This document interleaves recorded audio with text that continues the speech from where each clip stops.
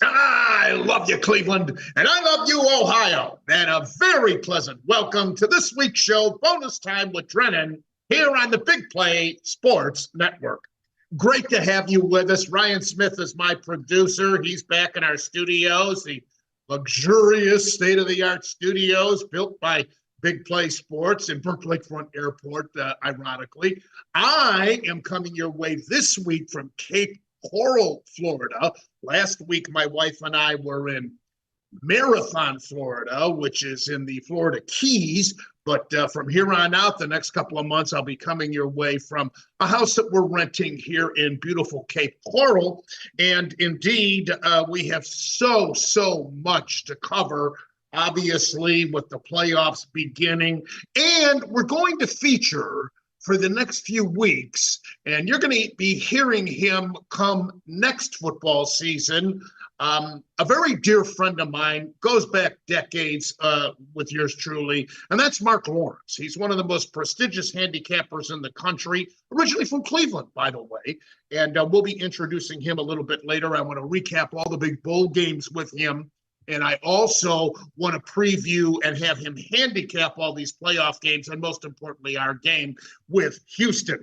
So with all that being said, we're going to recap what happened this last important weekend. Let me bring in my partner, Ryan Smith. How are you? Good morning. Good morning, Bruce. Happy to be here. It's officially playoff week. I'll tell you this, though, super windy down here in Cleveland. So I'm sure, and I hope the weather for you is much better.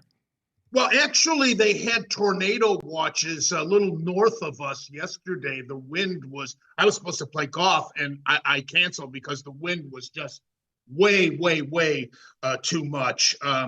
They had gusts north of us. I don't know if actually any tornadoes touched the ground. I didn't see that on the news this morning, but there were threats up north towards Sarasota.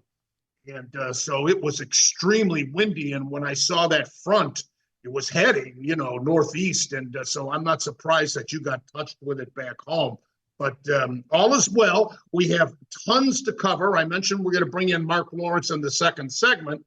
And I really don't want to spend much time on this throwaway game with Cincinnati. Let me bring you up to speed. When my wife and I were in Marathon last week, ironically, we were going to go to a sports bar and watch the Browns game. But we didn't have to, because in Marathon, the feed they gave us on CBS was our Browns game. So didn't have to worry about that at all. But this week here in Cape Coral, and by the way, down there in Marathon, that's Miami Dolphin market. The Keys are the Miami Dolphin market. And Miami, wasn't playing at 1:00, so that's how we got the Browns feed.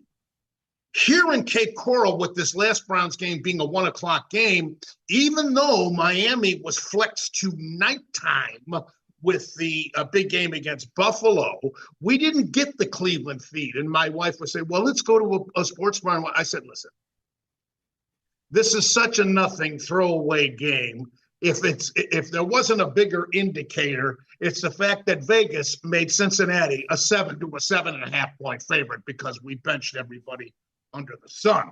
So, and sure enough, I mean, we bring in this quarterback that nobody heard of, and here he is, So it was a throwaway game. I didn't see it. I don't care that I didn't see it. Now our full concentration is on the playoffs. But with that being said, Ryan, Stefanski did the right thing. He benched all the big stars. After all, why risk injury? And we're going to get into that with a couple of these games from the other teams when we get to it. But it was the right thing to do. Throwaway game. Who cares? I'm sure you watched it. So bring us up to speed on all that excitement that I missed last week. Yeah, Bruce, you're exactly right. Essentially, at the core, throwaway game. The main goal was, of course, just to stay healthy. Here we headed into the playoffs. Injury front-wise, we actually had some really good news just a couple hours ago as we're taping this. Grant Delpit, our safety, coming off the IR, huge piece to this defense. doesn't necessarily mean he's going to suit up against the Texans. But they had that 21-day window, but great news for Delpit. We could potentially see him suit up. Dustin Hopkins, again, unlikely to play. I would be very surprised if we see him go out there in Texas. So it'll be Riley Patterson's job there. Shelby Harris was really the only guy who. Would they bring in this Patterson for last week's game? Yeah. Yep. But he didn't kick any field goals. Did he have any attempts? Did he have any? He had two. He went 2 for 2 extra attempts? points. 0 field goals attempted. So didn't really get too much practice, but I guess perfect for what he did. What's his background, Ryan? He was with the Lions. They got a new kicker. I think we signed him to the waivers, and then obviously we promoted him for this game while Dustin Hopkins is going to be out. But he does have a good career numbers, especially kicking in a dome, which is what the Browns are going to be doing down there in Houston. So that's a positive to take out of that. Beyond that, really, the only injury in that Bengals game was Shelby Harris, but he'll be okay. He banged up his shin, but there's a video came out. He said he's okay. He's looking good to suit up. So all things considered, we're going to be relatively healthy here headed into Wild Card Weekend. I don't like missing Hopkins, though. Oh, absolutely not. Our poll question today on my daily show with Matt was kind of just trying to gauge the level of concern for Dustin Hopkins being out. So I'd love to know what your concern level is at, Bruce. Well, the guy has been a godsend. Absolutely. Since we cut the kid, that we drafted in the 4th round, what was his name? York? Cade York, yep. NFL teams do not draft kickers. We drafted a kicker in the 4th round. And obviously we all know what happened in the preseason. So getting this Hopkins was a godsend, as I say. Absolutely. I really can't say enough about him. And I made the comment earlier this year that outside of Myles Garrett, who was the most valuable player on the Browns this year? Hopkins. I would say I kind of said the same thing earlier, Bruce. I said outside of Myles Garrett and Joe Flacco right now, Dustin Hopkins has been our MVP. He's not single-handedly, but finished out games for us with, I think 4 game-winning field goals. And you can't understate the importance of that enough. Yeah, and especially in the playoffs. So am I concerned? You asked the degree of my concern. I'm very concerned. I would agree, Bruce. I'm very concerned. And especially because this guy we brought in, what's his name, Patterson? Riley Patterson. He didn't get any attempts, you said, against Cincinnati. Exactly. Which would be like practice, a in-game action practice. So, I'm concerned. Yeah, I agree. But it doesn't sound like anybody else associated. That's really good news about Delpit. Yeah, it's huge. And I guess beyond that injury, Amari Cooper obviously was out with that heel, but that was more precautionary. No reason to play him. So he should be good to go, healthy for the playoffs. And we saw what he did to the Texans the last time we played him. Yeah, and this is going to be a different Texans team because they come in with a lot of momentum, obviously, and doing what they had to do to win their game, and then, of course, getting help because Jacksonville. That was unbelievable, Bruce. We'll get to that. All right, so we're going to preview the Browns game when I have Mark Lawrence on, and then after the Mark Lawrence segment, we'll have a third and final segment when Ryan and I will make our predictions on the Browns game and the others for our 2 cents worth. But let's recap how we came to these playoff qualifiers in both conferences. And we'll start with Pittsburgh beating Baltimore 17-10. And that game was tied at 7 apiece at halftime. Third quarter, 5 straight punts. And then Rudolph to Johnson with a touchdown pass for 71 yards. And then the 7 minutes left, Gus Edwards fumbled, setting up what turned out to be the deciding touchdown for Pittsburgh. Of course, Baltimore, they were resting like us. They were resting most of their big boys, and certainly the right thing to do by Harbaugh, right? Yeah, and obviously the big thing that came out of that game was, of course, the Steelers somehow, some way, find their way into the playoffs yet again. But the big news there is obviously TJ Watt now is going to be out for that wild card weekend game against Buffalo. So they're really going to be missing their best player. Yeah, and you're right. Somehow, some way with the Steelers, it's truly incredible. Yeah, I actually caught wind of the fact that Tomlin might be considering stepping down after this season. not to go to another team, but just, giving it up coaching. I mean, really, what more is there for him to accomplish other than winning another Super Bowl? But that doesn't seem to be in the cards in the next few years with his quarterback situation. I don't know. Well, anything can change in the offseason with free agent signings, et cetera.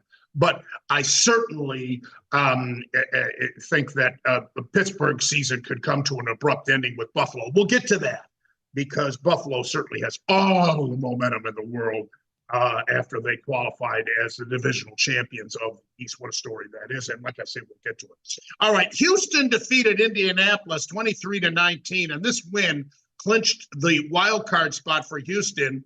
And with Jacksonville losing to Tennessee, Houston winds up winning the AFC South. Former Ohio State quarterback, rookie C.J. Stroud, 20 of 26 for 264 yards and a touchdown. Stroud will become the third quarterback drafted number 1 or number 2 to start a playoff game since 1967. Wow. Ooh. Little tidbit for you there. Houston also became the 5th playoff team to feature a rookie quarterback and a first-year coach in DeMarco Ryan. Interesting. Little did the Texans know that this win would launch them into first place in the AFC South and clinch a playoff spot at home as the divisional champions. We already knew that we were going to be playing either Jacksonville or the other two, obviously in this case, Indianapolis or Houston. It turns out to be Houston. So this will be a rematch of our game against them earlier this year. Meanwhile, Tennessee beating Jacksonville 28-20. Trevor Lawrence and his Jacksonville Jaguars are simply not ready to take it to the next level. I'm sorry. After making the playoffs last season, cleansing themselves as they did of the ugly Urban Meyer experience, it appeared that the Jaguars with Lawrence had a chance to become a new power in the AFC. But, especially because, and in the AFC South, because the AFC South is kind of like the National League Central or the American League Central in Major League Baseball.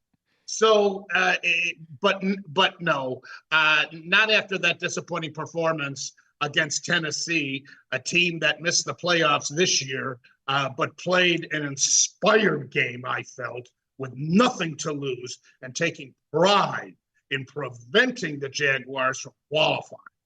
I thought the call of Lawrence trying to reach over and break the plane that would have given them a chance to tie the game, of course, with a 2-point conversion was a bit too far out for him. And that proved to be the case. This was Lawrence's call. He audibilized that.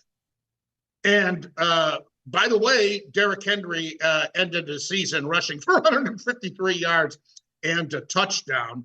So through week 12, get this, through week 12, Jacksonville was 8-3 and had a 96% chance to make the playoffs. Yeah, Bruce, I mean, you talk about ultimate choke jobs. That's got to be right up there with some of the greatest we've seen in terms of a late season collapse. You go back to that 2021 season, they get to the playoffs under their first year with Doug Peterson. They have one of the greatest playoff comebacks we've ever seen against the Chargers. Then you come into next year with hope that Trevor Lawrence is going to take that junior season step up, another year under Super Bowl winning head coach Doug Peterson. Then you go fast forward to this season. Trevor Lawrence gets banged up. They lose like 4 of their last 5. And then you lose to a lonely, lowly Tennessee Titans team who now Vrabel's out, as we know. Just an absolute, utter collapse for the Jaguars. But I guess a good end to what is a bad season for the Titans in terms of as good as an end you can get to an end of a really stable, for the most part, Mike Vrabel era in Tennessee. I was going to ask you, are you shocked by Vrabel? I'm shocked. Now, I realize this is the second year in a row that they have not qualified for the playoffs after making it 3 years in a row, but I'm shocked.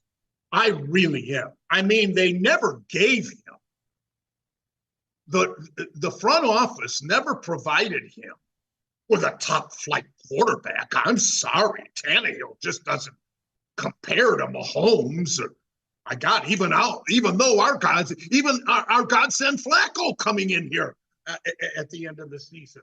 I mean, I was shocked. How about you? Yeah, I would say I was more so shocked in the fact that he got fired. I wasn't, I thought that there was a chance that, Vrabel, they would mutually part ways, whether, a resignation or something like that. But for them to come out and fire him, I was a bit surprised, but you know how it goes. It's not going to be long till Vrabel finds a home somewhere else. Oh, yeah. Oh, yeah. Oh, yeah. No, somebody will gobble him up in a hurry. It's going to be interesting with the Harbaugh situation. I'm talking about Jim, of course, winning the national championship at Michigan. It's going to be interesting to see which team he goes to. I think after that, the dominoes will fall in a hurry. Remind me before we sign off today, Ryan, to ask your tidbit on where you think Harbaugh will land. Okay. I have my opinion, but let's. I do as well. For now. Okay. Okay. Don't let me forget now. I won't. Because I know you can forget things, like you forgot to check about those props that I've been on your case about. I'm saving that for the playoffs because I know it's going to be even more cringy, but I'll lock this one up in the memory. Buffalo defeated Miami 21-14, and what a great story the Bills have been this season.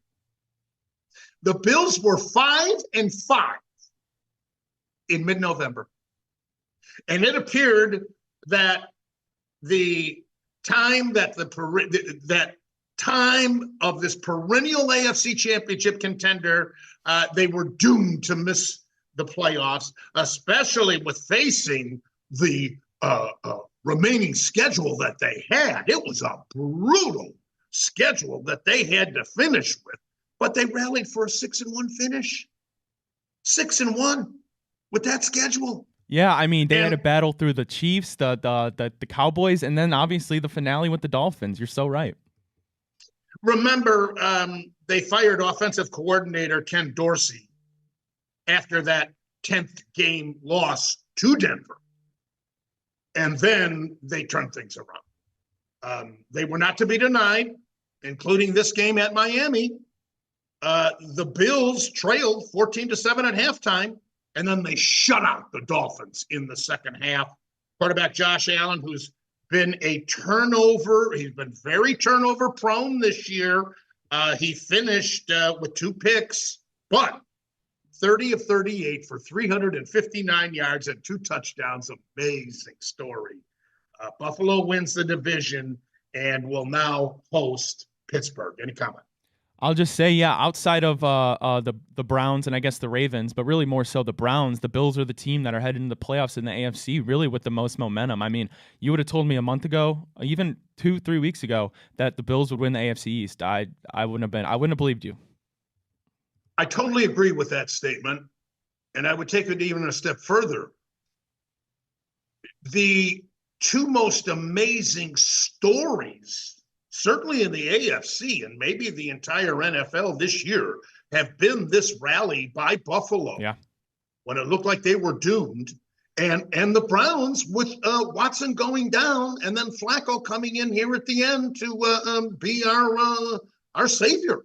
Yeah, and what's even more interesting. What's even more crazy about it, Bruce, was when they fired Ken Dorsey as their offensive coordinator, that whole thing with Sean McDermott came out about his inappropriate remarks in the locker room, and it just kind of seemed like he was really headed towards a real hot seat. Bills were in a turmoil, dropping games they shouldn't have, and somehow, some way, they totally did a 180 and turned it around, and as you mentioned, one of the hottest teams in football right now.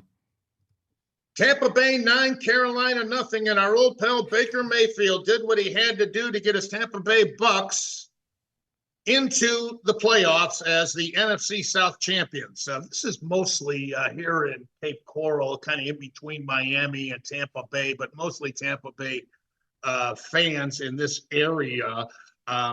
Fort Myers has its own market as far as local television, but I would think that they favor Tampa slightly. Both teams have done well, but of late it's been Tampa doing better, obviously. However, this wasn't Mayfield's passing for touchdowns that clinched it for them. It was actually their kicker, Chase McLaughlin, who had 3 field goals that did it. And I guess the Bucks defense should get some credit too, but let's face it. Carolina is a joke. After losing 26-0 to Jacksonville last week, the pathetic Panthers become the first team to be shut out in back-to-back games since guess who? Our Cleveland Browns back in 2008. And this is the first time that this has happened to Carolina, back-to-back losses, shutout losses, in their 29-year history. Now they end the season with the distinction of owning the worst record in the National Football League at 2-15. Now Mayfield got some revenge here because he was at Carolina, and they cut him at midseason last year, you'll recall. Meanwhile, the New Orleans Saints, who annihilated Atlanta 48-17, are denied a playoff berth. They had to be sick over this to see Tampa Bay kicking merely 3 field goals, and that was good enough for them to win the division.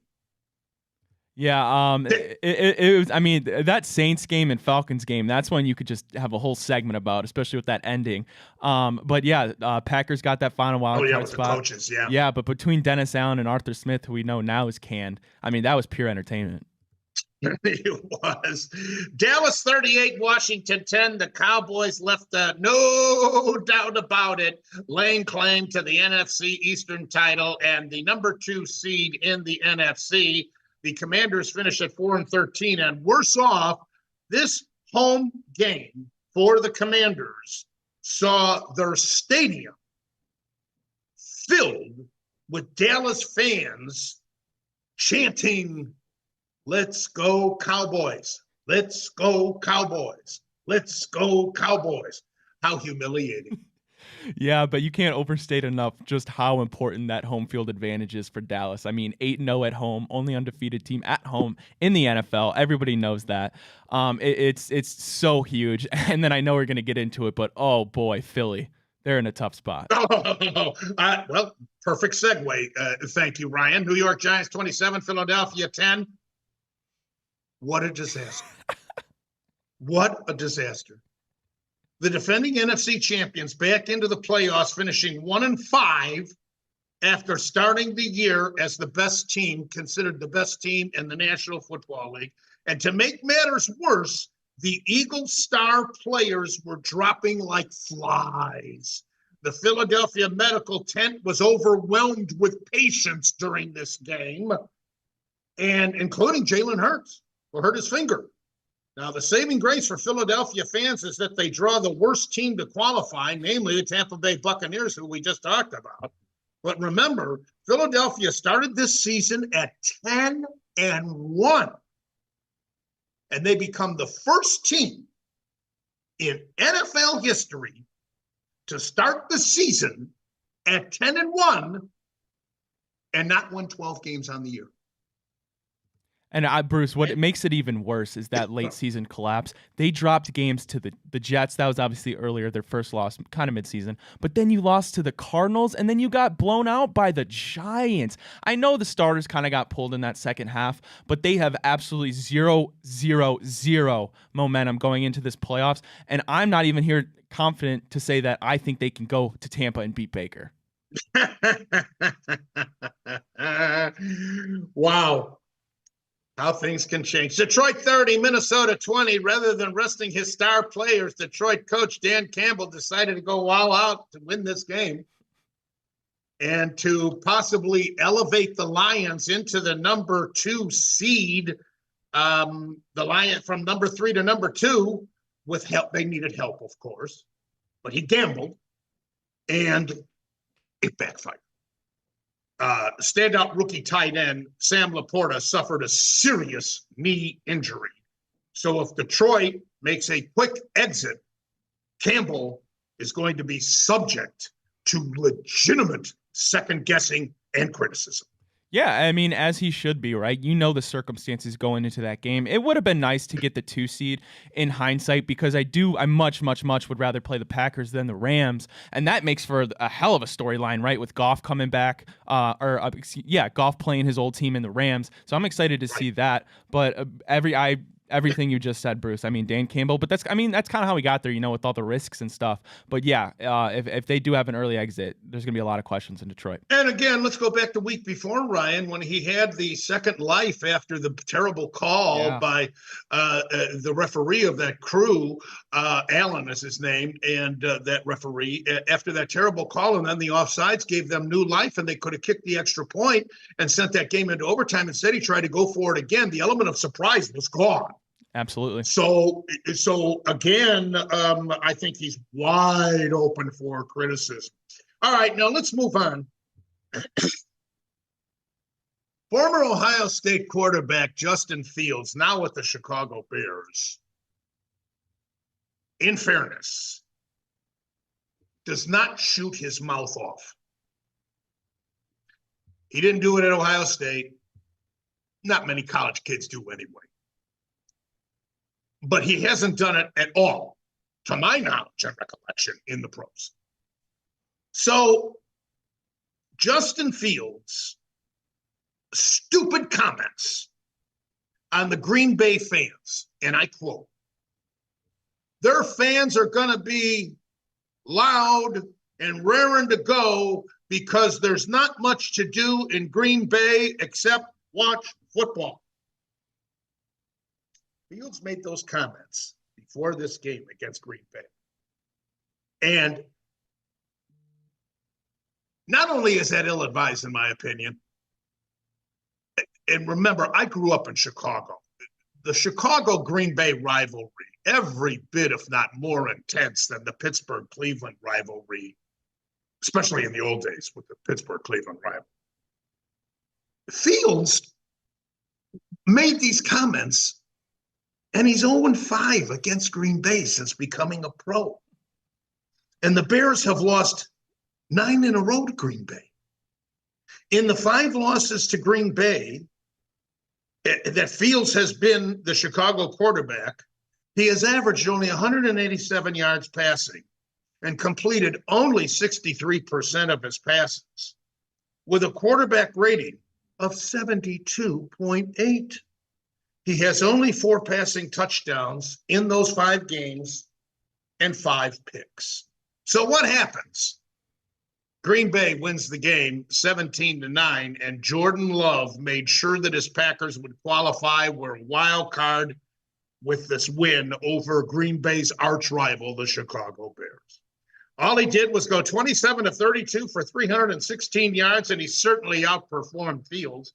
He had 2 touchdown passes, and after starting the year at 2-5, there's another interesting story, Ryan.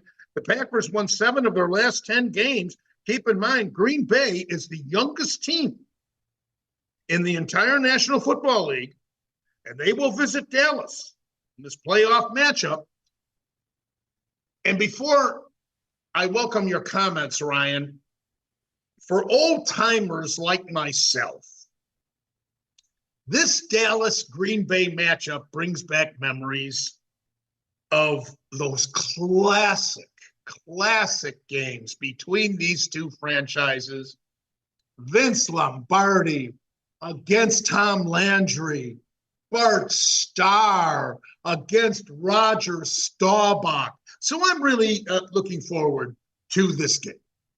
Yeah, it's a tough draw for Green Bay, obviously, as they have to head to Dallas. I mentioned they're 8-0 at home this year. But all things considered, Packers fans got to be relatively happy, given that you did make the playoffs after that transition from a first ballot Hall of Famer Aaron Rodgers to Jordan Love. So they're probably pretty happy. Obviously, gonna stick with Jordan Love heading forward, and he did. He's had games where he kind of looked shaky, but all in all, had a really good season, and his stock is trending upwards. So good for them. But I wouldn't be expecting, I will be expecting a first-round exit there for Green Bay.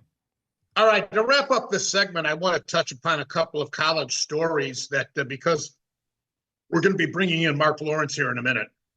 And We touched on this last week, Ryan and myself, that the rumor was the Buckeyes were close to getting former Kansas State quarterback Will Howard. That is now a done deal. He led the Wildcats to a 12-5 record and 17 starts over the last 2 years. He chose Ohio State over Southern Cal, Miami, after he visited both of those schools and campuses. And he also considered entering the NFL draft. But however, he was projected to be at best a second-round selection. This last season, he led Kansas State to an 8-4 record, throwing for 2,843 yards and 24 touchdowns. He's 6'5", 242 pounds, and he's also rushed for 351 yards. Any comment on this acquisition? Just like you said, a big body quarterback, but has the mobility. So that obviously opens up the offense for Ryan Day a little bit there. But all things considered, the Buckeyes have had a pretty solid start to this offseason with Will Howard. They just got the #1 running back transfer from Ole Miss in Quinshawn Judkins. So yes. for all this noise about Ryan Day, seems like he's navigating this offseason ship pretty steady so far.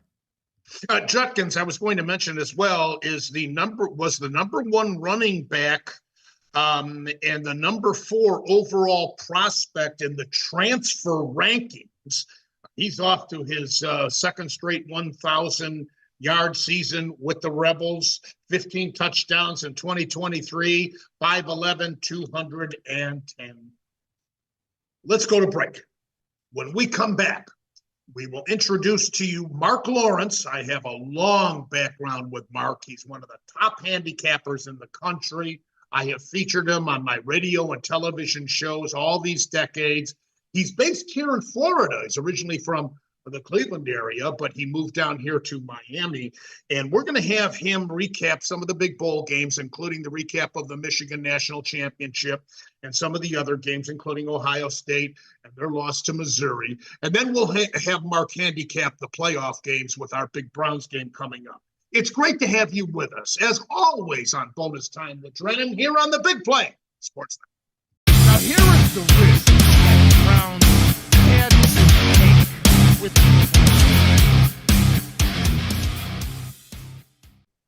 Well, welcome back to Bonus Time with Drennan here on the Big Play Sports Network.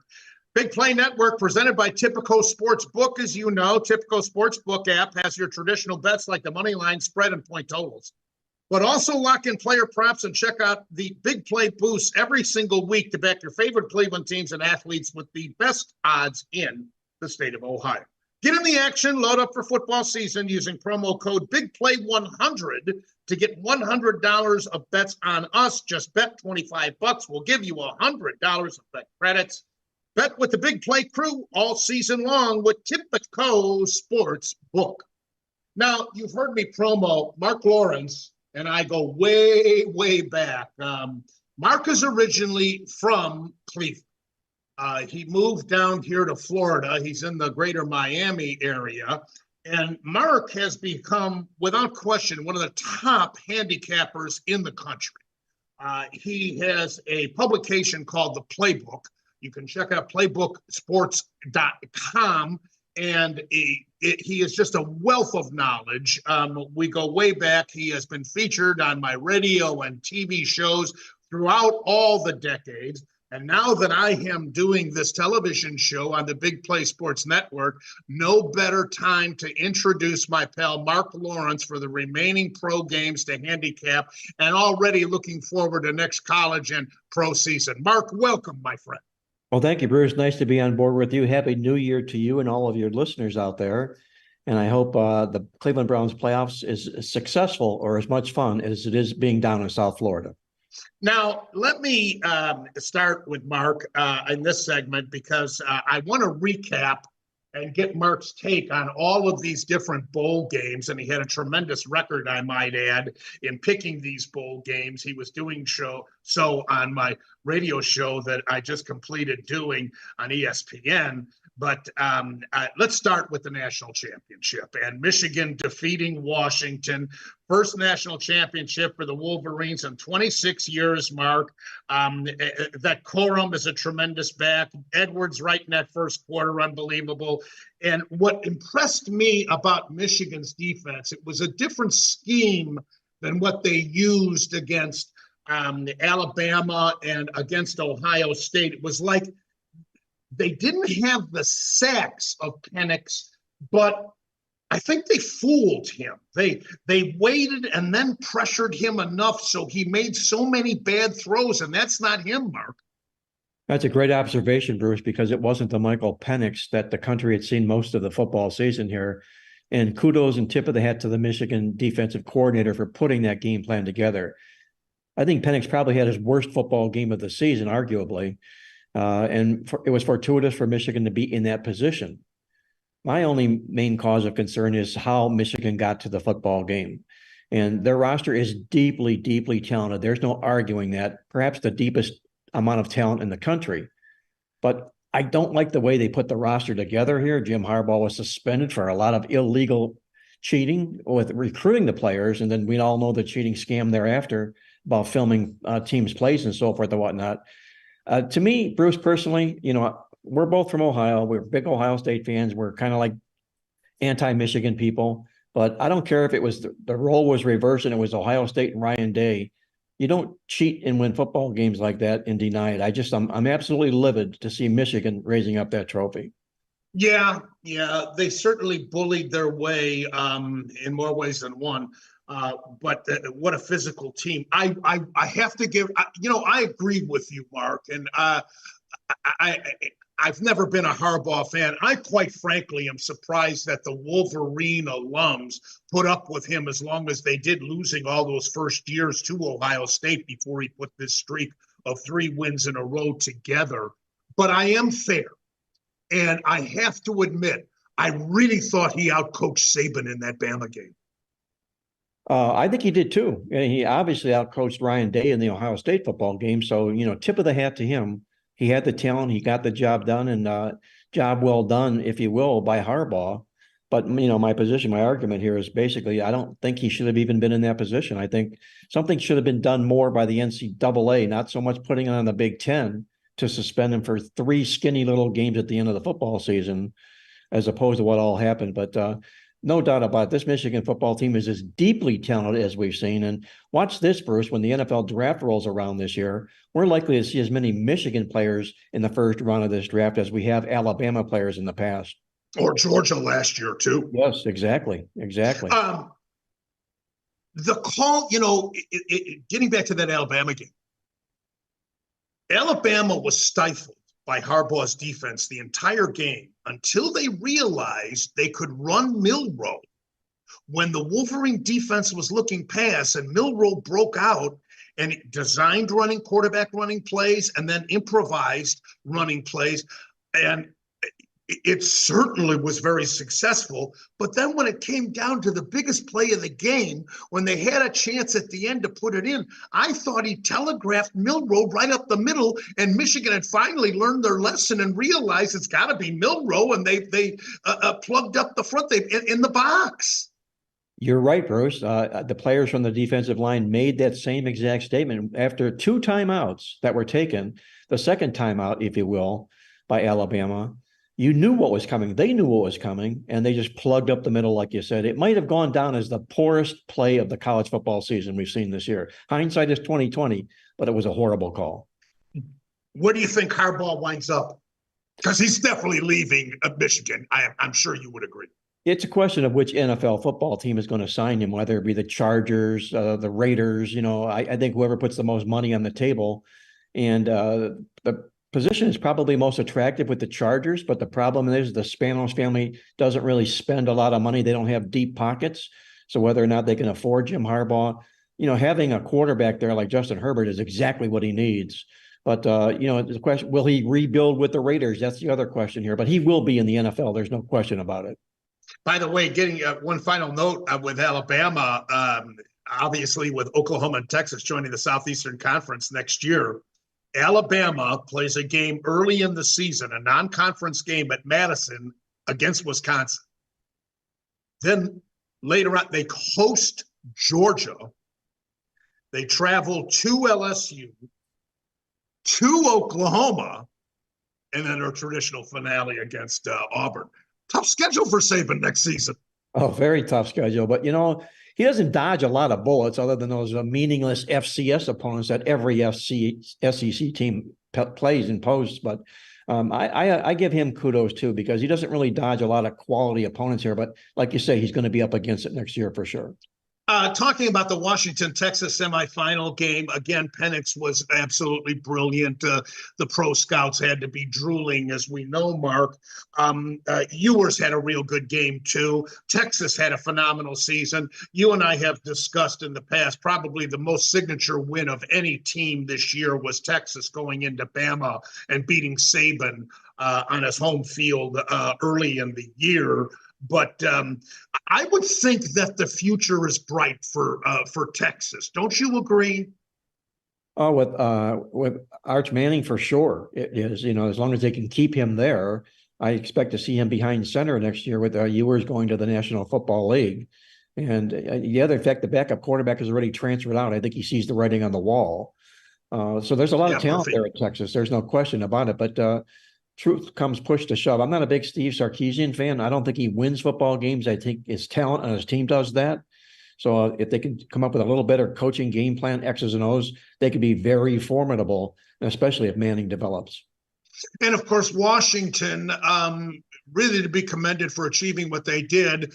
But let's face it, what did they have? Like 7 or 8 wins where they were single-digit wins, and a couple of them were last-minute victories, and certainly both games against Oregon. Yeah, they weren't impressive wins in that sense, other than the fact that they did beat Oregon twice. Now, that's quite an achievement to say that. Once as a double-digit underdog, which was the worst line of the football season when Oregon came favored by 10 points in the rematch. But the fact of the matter is their head coach, Caleb DeBoer, is exactly what every college football program looks for in a head coach. The guy is phenomenal. He never, almost up until the Michigan game, never lost as a game as an underdog with Washington since he'd been with the program there. He'd been 6-0 straight up and against the spread until he failed against Michigan here. He gets his team as well prepared as anybody, Bruce. That was only the 3rd loss by Washington in his tenure with the Washington Huskies here. Caleb DeBoer might be one of the top head coaches in all of college football. And that brings me to the Ohio State game against Missouri. Before I get into the transfers, obviously, that they desperately needed going into next season. What really stood out to me, there were a couple of things, actually, Mark. When Brown went down, I thought, and obviously the kid, the 3rd stringer, wasn't prepared and actually threw a couple of nice passes in the 4th quarter. But that being said, all I kept thinking about, especially in the day and age we're living in with NIL, all I kept thinking about is the Ohio State alum. Why didn't they put their heads together and come up with enough NIL money to keep viewers at Ohio State? That's a good thought, Bruce. I hadn't thought about that, but that's really a good thought, especially in this day and age when, the alum, all the backers, everybody can pony up now this money. And it's no longer under the table silliness. These players are transferring left and right. It's unbelievable. And it's all because of the money. They're following the money, like the movie said, show me the money.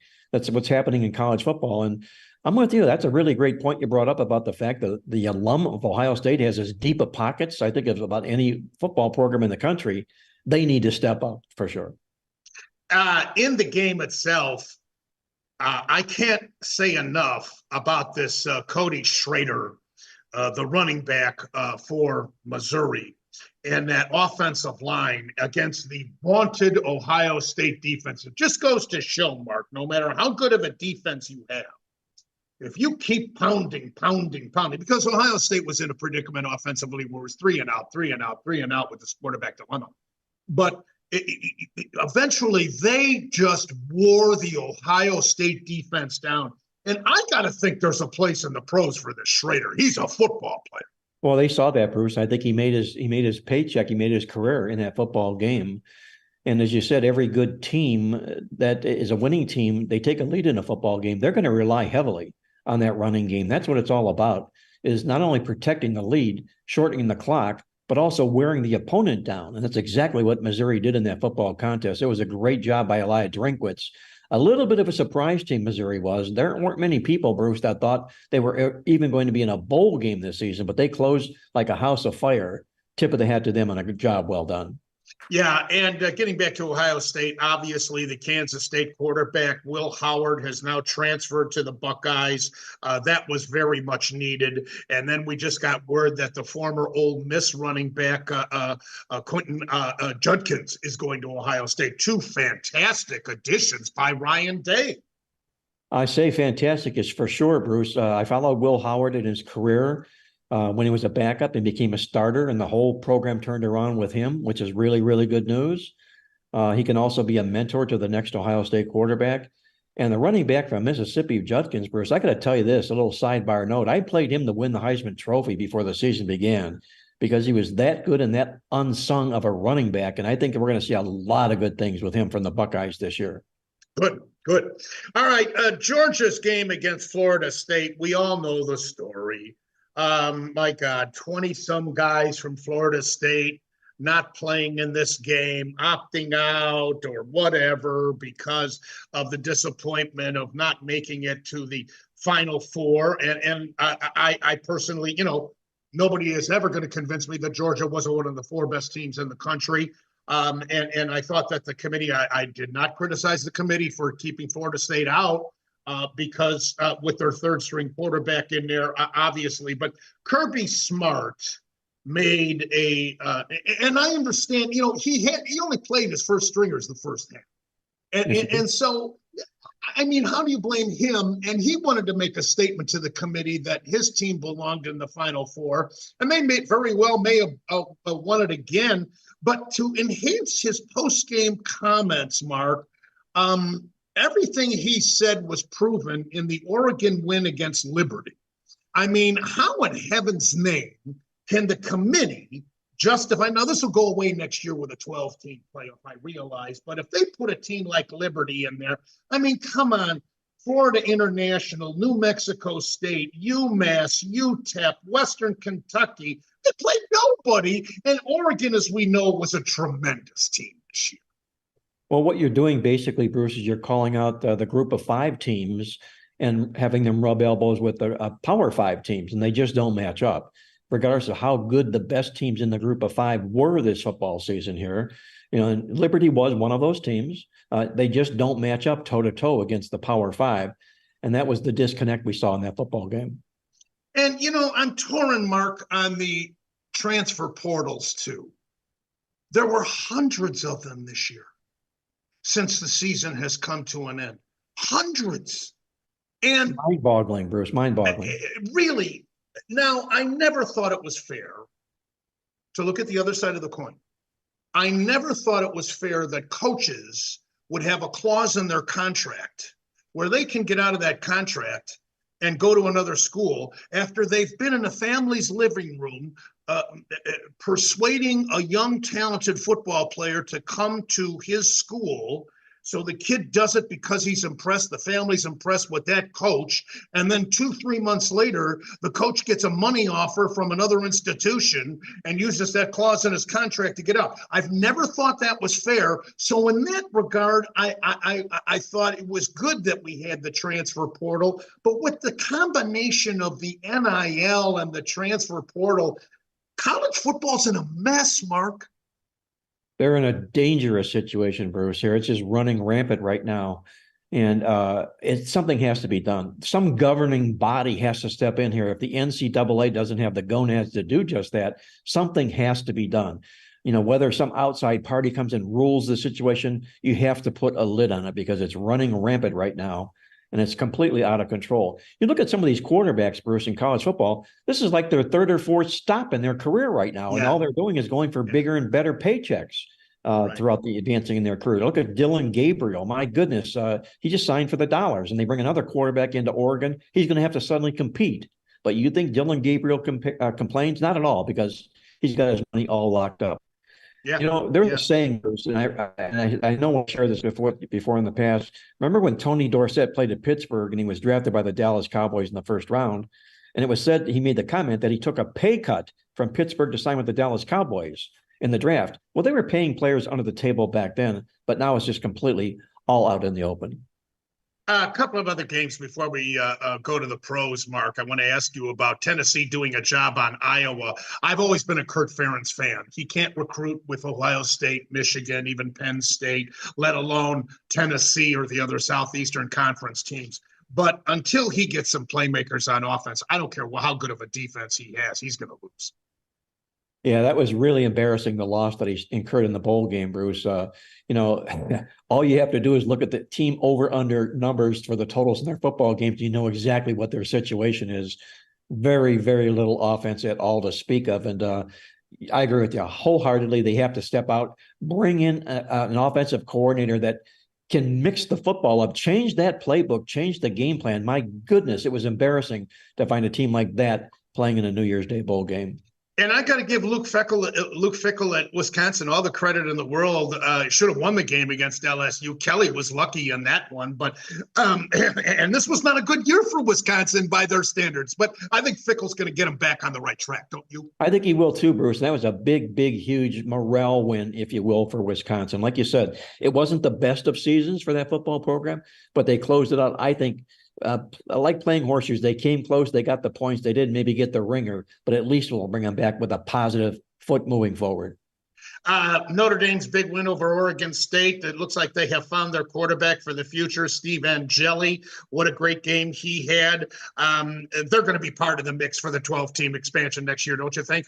Oh, for sure they will, Bruce. They recruit as well as anybody. They play a schedule that's as tough as anybody's. There's no question about it. And in fact, if they don't make the big out of the 12 teams in the football playoffs, there probably will be an investigation. Clemson played Florida State earlier this year, very early in the year.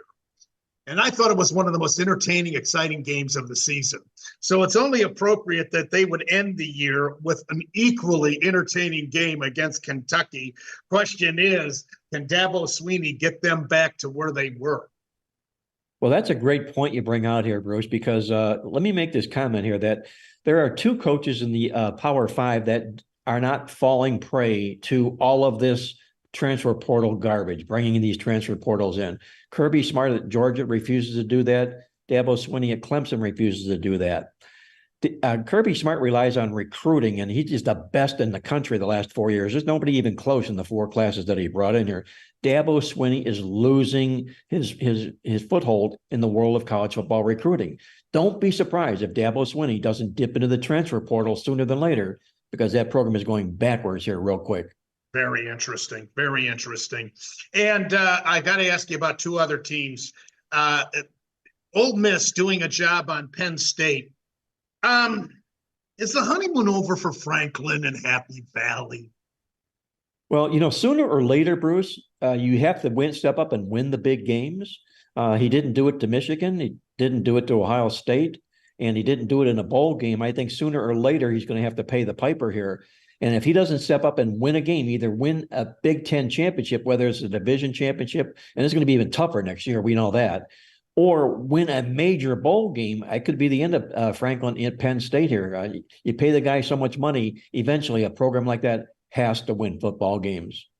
Oklahoma's going to the Southeastern Conference from the Big 12. Arizona's going to the Big 12 from the Pac-12. And boy, did they play a great game. What a finish to the season for Arizona, and a big-time disappointment for Oklahoma after they narrowly beat Texas in the Red River rivalry. Well, you have to question the coaching hire at Oklahoma, Bruce. When Lincoln Riley left, they were all pizzazz, a lot of offense, outscore these football teams. Everybody wanted to see them play and do everything they're doing. Oklahoma's not doing that these days. And I think we're going to see a coaching change. If they go into the Big Ten this year and do not make a splash, a big splash, I think you're going to see a coaching change at Oklahoma, just as we're going to see a coaching change at Penn State as well. Big 12 wound up going 6-4 in the bowl games. Pac-12 was 5-4. The ACC was 4-7. Big 10 was 6-4, and the SEC was 6-4, with the independent Notre Dame winning their game. All right, let's transition to the pros and pick the brain of one of the best in the country, my man Mark Lawrence. The playoffs will begin this weekend. I'll save our Browns game for last, Mark. So let's start with the other game on Saturday, namely Miami traveling to Kansas City. You're in the Miami market. I'm down here during the winter in Florida, and I know by watching Miami television how upset the fans are with the Hurricanes. They can't win on the road. They lose this game to Buffalo at home.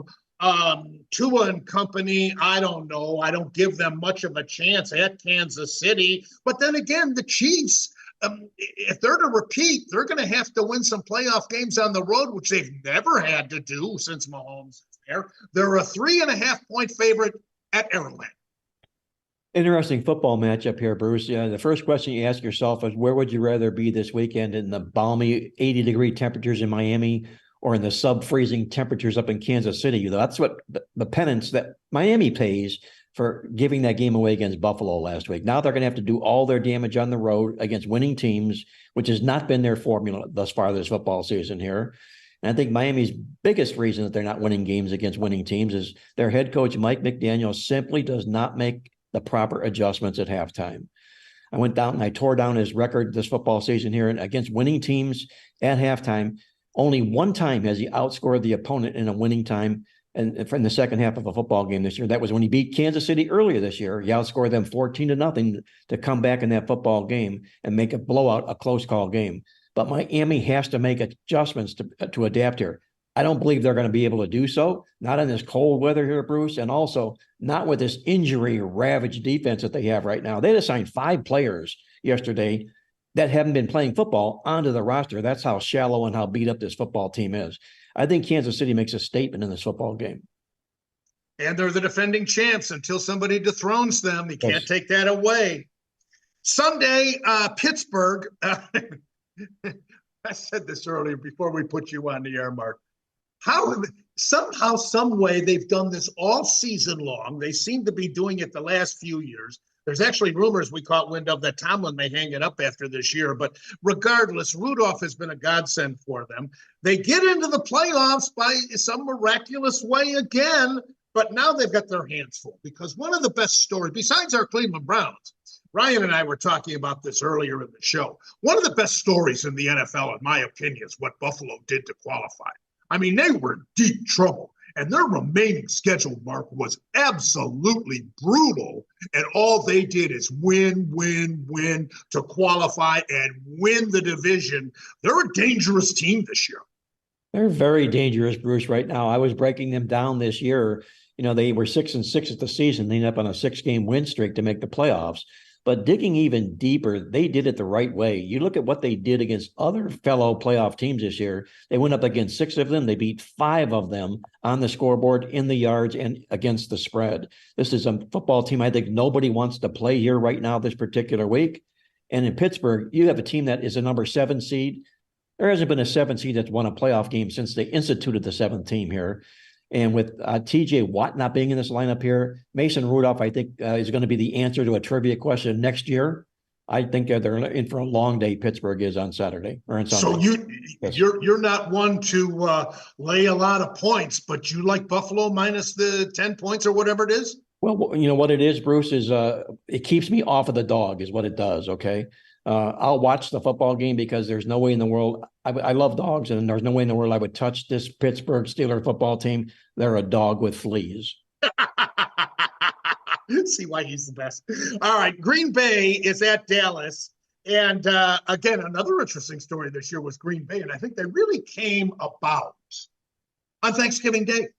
The passes that Love was throwing, threading the needle like he was on Thanksgiving Day against Detroit was amazing. And I think that really exposed Detroit too. But here's Dallas, who another team that was winning at home but couldn't win on the road.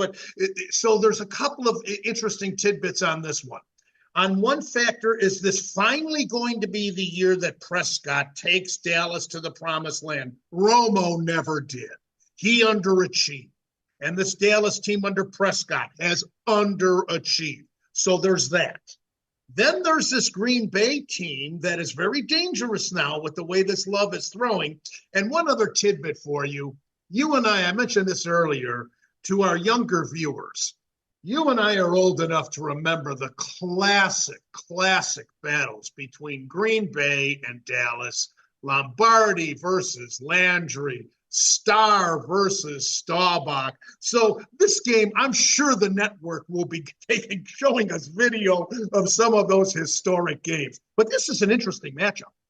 I think it's a really interesting matchup, Bruce, here, because if you break this game down, Dallas has really struggled themselves against winning opponents thus far this football season here. They've not shown much success at all in the past in the playoffs. They have to get that chip off their shoulder, if you will.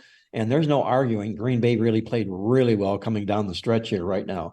I think this game will be closer than the odds makers anticipate here. Maybe Dallas wins the football game, but I think the Green Bay Packers cash the ticket in this game. All right, and that takes us to the last game on Sunday, which is the LA Rams at Detroit. And isn't this ironic that they make this trade a few years ago and Stafford leads the Rams to the Super Bowl championship. And everybody at that time was saying, oh my God, did the Rams take Detroit to the cleaners with this trade? And here Goff, this season, comes into, he's had some decent years, but he really has been a godsend for the Lions and that starving fan base of theirs. They get the game at home, but a matchup between Goff and Stafford, how apropos. Really, really an interesting game. You have to watch this, Bruce. Must watch TV, unquestionably. You can say this, though, that Jared Goff did take on his former teammates earlier in his career at home in Los Angeles. So this won't be that first time back, but it'll be the first time in the Motor City, which will really amp up everything in the football game here.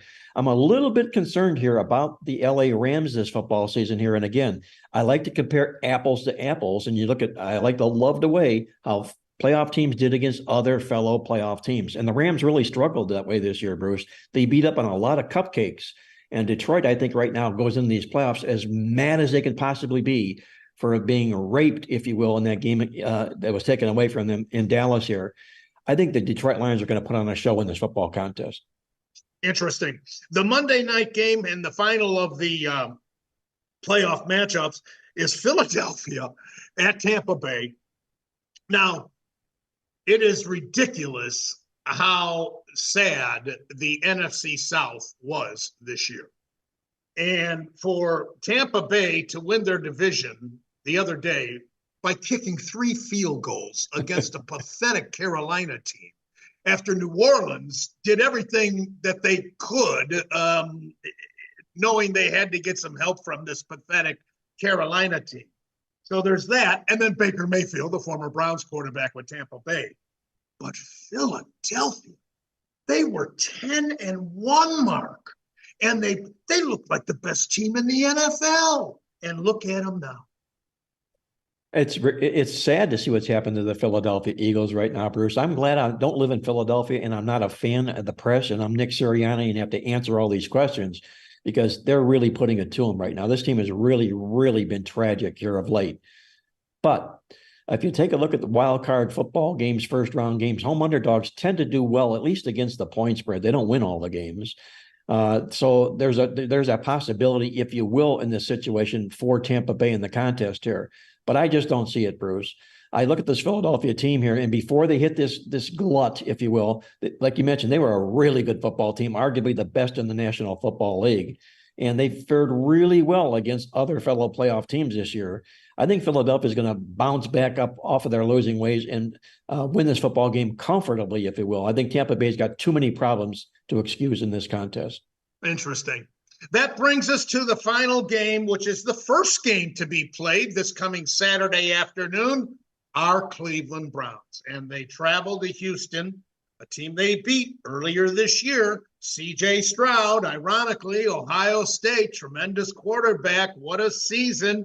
Houston, Deshaun Watson's former team, now up against the team with Watson not as the quarterback, but a guy by the name of Joe Flacco. What an incredible story. I don't really like the fact that the Browns are a slight favorite in this game. I never liked the Browns as a favorite on the road, Mark, but you're the expert. How do you see this big one? Well, this is a real tricky game here, Bruce, because as I mentioned before, how well wild card home dogs do in the first round, that would tip the hand to Houston in this football game. But what I don't like about the Texans in this football contest are a couple of things. Number one, rookie quarterbacks tend to fare really poorly in the first round of a National Football League playoff game. You've also got a rookie head coach here in D'Amico Ryans as well. The Browns have defeated Houston already earlier this year. That should get Houston's interest peaked in this football game. But it's been all Joe Flacco this football season here. There's no refuting that, Bruce. It is the story of the year in the National Football League, and rightfully so. I don't think we can look past that. You look at what he's done in his National Football League career in the playoffs here. My goodness, the guy is 10-5 in his 15 games. He's won 10 of the 15 games, won the money 11 times doing just that. And more importantly, Bruce, in the first football game of the playoffs, he's never lost. He's come up perfect. I think it's 5-0 in 5 times in the first playoff game to start the football playoffs here. I'm going to back the Browns in this game, but I also see this game coming down to whoever scores last. And if it's the Browns win this football game, I think this game could be a real tight 1, 2, or 3-point football contest here. I think the Browns win this game, but it could be as close as the odds makers anticipate. Mark Lawrence, he is the editor-publisher of the Playbook. Playbooksports.com. Check out that website. He does a daily coffee club clutch thing that is absolutely fantastic. By the way, recently you made a comment, and I meant to mention this to you when I was still doing the radio show on ESPN. So let me say it to you now. I totally agree with you that Sandy Koufax is the greatest pitcher I've ever seen. Well, Bruce, we sort of grew up in the same era, if you will. And if you take a look, he had a shortened career. It wasn't his fault. But my goodness, he dominated like no other pitchers dominated in Major League Baseball. Right. Bob Gibson, arguably, but Sandy Koufax, the best. He was the guy I listened to, Bruce. I put my transistor radio under my pillow at night, listened to the Dodgers game on KMOX of St. Louis, and I fell in love with the Dodgers, and I fell in love with Sandy Koufax. He was the best pitcher in baseball. So check out the Playbook. Playbooksports.com.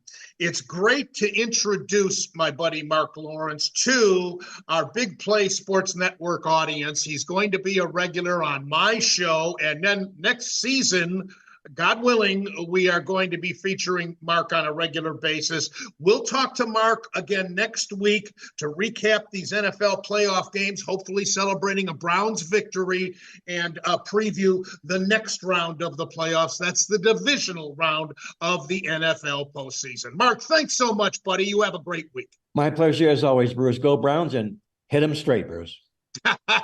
We'll be back in a minute on Bonus Time with Drennan on the Big Play Sports Network. Now here is the risk that the Browns had to take with All right, wrapping things up for this week's version of Bonus Time with Drennan, Bruce Drennan along with Ryan Smith. And what'd you think of my man, Mark Lawrence? That was your first exposure to Mark, Ryan. Yeah, no, I said it off air to you. I mean, he's just incredible. Obviously an encyclopedia of knowledge. But obviously, you know, the thing I loved to hear him talk about most was that Browns game. That is such an interesting stat, though, with rookies in the first round of the playoffs and then with the home underdog. I mean, history does tend to repeat itself. So definitely for those gamblers out there, I mean, a fantastic listen. I like the Browns in this game. I really do. I'm sure you agree. I think the Flacco story and his experience will show against the rookie C.J. Stroud. And I think our defense is superior too. Yeah, I agree 100%. Our defense, no, without question, is better than the Texans defense. They are getting Will Anderson back, a great edge rusher for sure. But I am all Browns in this game, and that's not even me a homer pick. It's the fact that C.J. Stroud is a rookie. D'Amico Ryans is a rookie as a head coach. I would be shocked to see Kevin Stefanski get out-coached here, considering all he's done this year. And I'm certainly riding with Flacco over Stroud, as good as he's been this year. I expect our defense to really do what no defense has been able to do this year, and that's make C.J. Stroud look like the rookie that he is. And I also agree with Mark on the Kansas City pick. And as you know, I threw a tidbit in there. Until somebody dethrones them, prove it to me. I mean, they're still the champions. It's going to be a tougher road for them this year. But I can't see Miami going there and knocking them off.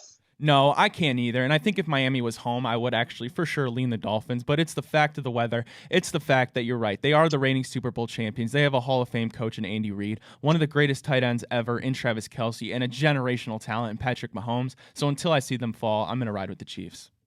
Now, I don't know if Buffalo will cover, but I certainly can't see Pittsburgh upsetting them the way Buffalo has finished this season. And let's face it, Brian, you and I have talked about it all season long. Pittsburgh has dodged bullets all year. Yeah, I mean, it's the fact that, one, your starting quarterback is Mason Rudolph, who's played decent. He obviously got you here to this point. But the loss of your best player in TJ Watt right before you head into the playoffs, I mean, that's just horrible for them. Bills are one of the hottest teams in the NFL right now. They're at home. I would be shocked to see them win this game. And I really would bet the Bills to cover, even though for a first round, it is a pretty damn big spread. I also really I don't think this is a get-rich game at all. Green Bay and Dallas, if anything, I would favor the underdog getting that touchdown of points from the Cowboys, even though the game is in Dallas and they're very tough at home. The way Love is throwing the ball, I just don't know on this one. This could go either way. Yeah, it could go either way. I'm leaning on the fact of that the Dallas Cowboys just have been so dominant at home. But then again, we've seen early exits from the Cowboys these last couple of years. They have totally underachieved in the playoffs, and we really haven't seen them win many big games this regular season, if any. Maybe that Miami one. Miami won that game actually. So right. They really don't have much going other than the fact that they are a juggernaut that beats on bad teams and is a juggernaut at home. But Green Bay is playing pretty well, and Jordan Love is playing at, I would say, a level that above what many expected him to in his first season as a full-time starter. I would love to see Mayfield and Tampa knock off Philadelphia. I just love it, but I just can't see that it's in the cards. Philadelphia, even with all their problems, is a better football team. At Tampa Bay, if they weren't in that ridiculously weak division, wouldn't have even sniffed the playoffs. Yeah, head says to bet with the Eagles. Heart does say the Baker Mayfield-led Buccaneers. I mean, it's going to be probably, outside of the Browns, obviously, the playoff game that I'm most intrigued to watch, given that I really think it could be a battle till the end, given how bad Philadelphia has been these last couple weeks of the season, or really the last third stretch of the season. And the team with zero momentum. The Buccaneers do have more momentum. They're coming off a win. They are their division champion, although it is the NFC South, excuse me. So say what you will, but for me, Bruce, this is my hardest pick'em game. I said to Ryan earlier off the air, and I want to conclude our show this week by asking him on the air where he thinks Harbaugh will wind up next year. Yeah, I think I'm going to say the Chargers. I think it's the most attractive destination given that you have your franchise quarterback in Herbert. You have Quentin Johnson still, your first-round receiver from last year. You have a top 6 pick, I believe, so whether you get another receiver or a Brock Bowers-type tight end to really, since you've lost Antonio Gates, they haven't really had a tight end that has been stunning. I could see him going in there and trying to fix that situation with them. I think it's maybe the real only thing I see is maybe if they don't want to throw him the money that is anticipated that he's going to get. But if I was to pick today, I would think that he would want to go to the Chargers unless some other team really throws a blank check at him. Yeah, and of course he'd be in the same conference as his brother, where he formerly coached at San Francisco, which was the NFC, obviously. The only other team I think that he would consider if they throw him the money is Vegas. The Raiders franchise could be revitalized under Harbaugh. That'd be a very fascinating story, too. Yeah, it would be. I would be shocked, though, if the Raiders didn't just go with Antonio Pierce, given how they ended the year. But I guess a name like Harbaugh could kind of stir things up there, especially with Mark Davis. I mean, that dude's kind of a nutball. But I agree with you. I could potentially see it as well. Anything to wrap up with the Cavaliers? Bring us up to speed. Of course, the two big guns still on the shelf. Yeah, obviously we're still without Evan Mobley and Darius Garland. Cavs have been kind of on a little break recently because they are in Paris right now. They play Thursday against the Brooklyn Nets in that Paris game, and then they're off again till Monday. So not much Cavs action this week, really. We'd love to see them get a win against the Nets. Very, very capable of doing so. But we've seen really good play out of guys like Sam Merrill, like Craig Porter Jr., who continues to step up. But if we can just keep winning games until we get our guys back, we'll be all right, I think. I really hope so, at least. And in conclusion, outside of the Dodgers signing another star in Teoscar, there was really nothing going on in Major League Baseball. And I thought after the Ohtani signing, let alone Yamamoto, that the dominoes would start falling like crazy. And it has been really silent, mysteriously silent to me, as far as any trades or free agent signings. So nothing new to report there. And with that being said, that's all the time we have for this week's version of Bonus Time with Drennan. And we certainly hope you enjoyed this week's show. We will be back with you next week. Go Browns. Hopefully we will be celebrating a victory over Houston and advancing to that next round of the NFL playoffs. I'm Bruce Drennan on behalf of my producer extraordinaire, Ryan Smith.